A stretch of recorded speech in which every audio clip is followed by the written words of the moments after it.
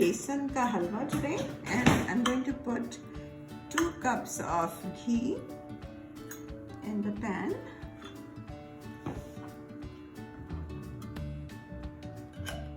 What we are trying to do is make something delicious every single day if we can, depending on how busy Ruby is and how busy I am.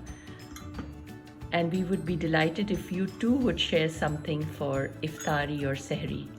Yes, and this halwa is actually, what we're going to do is we're making this and we freeze it, but we want to do this as a Eid gift also.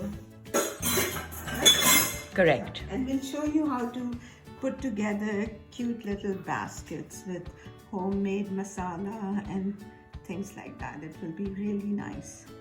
So it looks like a lot of ghee or fat, but it's important that your halwa, the besan is roasted or cooked in this.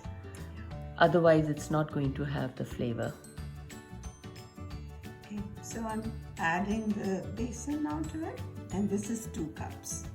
And we will share the recipe with you. Now remember, you have to keep stirring it, because if you don't, it's going to burn.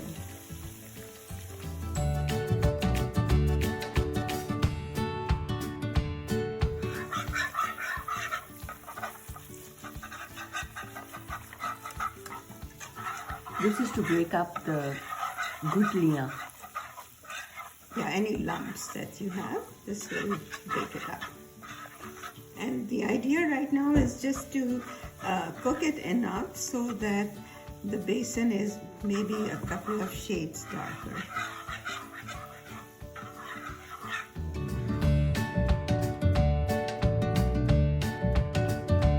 See now that the color has become darker, so now we're going to slowly add 2 cups of milk, and I'm going to use my whisk just so that it doesn't get lumpy And stuck to the bottom. Yeah.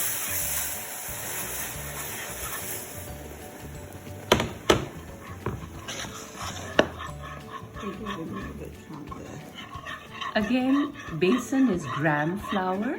You can get it in any South Asian grocery store. Used a lot in South Asian cooking.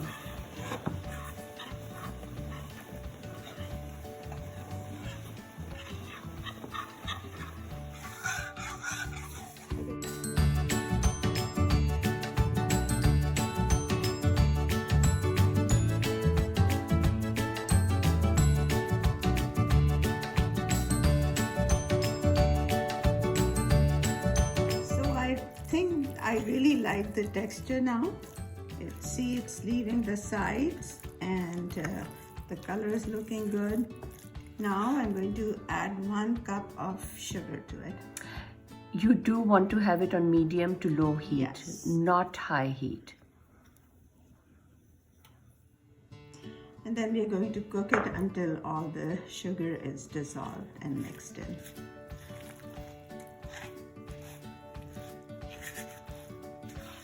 A wonderful recipe from Mateen's Dadi in Lahore.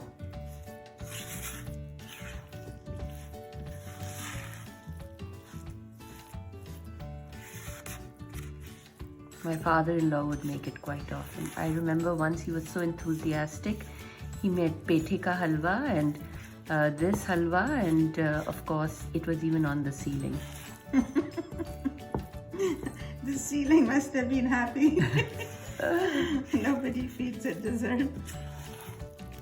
Okay, so I have cardamom powder in here, and I'm going to just sprinkle a little bit of it. And you know, this is a additional flavor. If you like it, add. If you don't like it, don't add.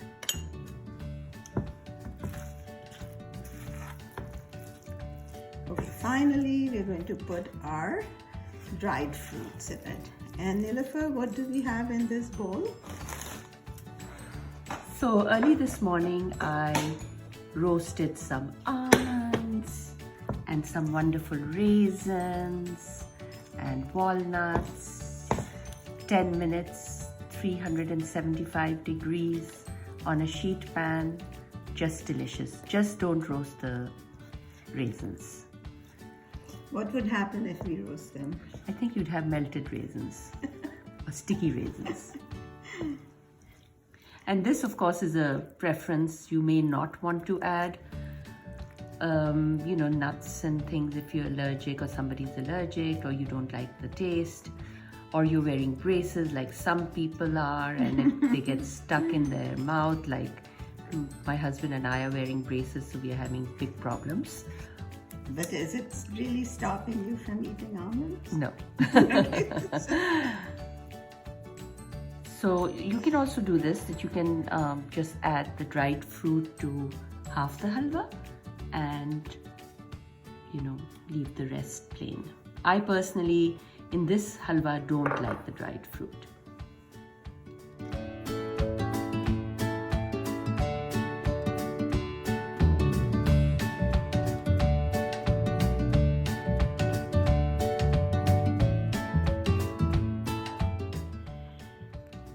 Alright, so I have lined the baking sheet with parchment paper. Now I'm going to add the halwa and let it set.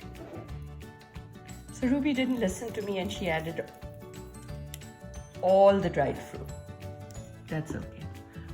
I forgive you. So Ruby has spread it out in the pan. Remember, if it's a smaller pan, the higher the halwa slices will be higher and thicker. But we decided to spread it out in this one.